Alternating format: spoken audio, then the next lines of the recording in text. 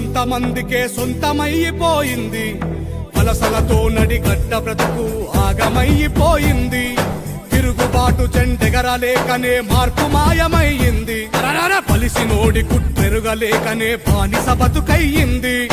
ఎన్ని ఏళ్ళు ఇంకెన్ని నాళ్ళు ఈ అణిచివేత మనపై, ఎన్ని ఏళ్ళు ఇంకెన్ని నాళ్ళు ఈ అణిచివేత మనపై.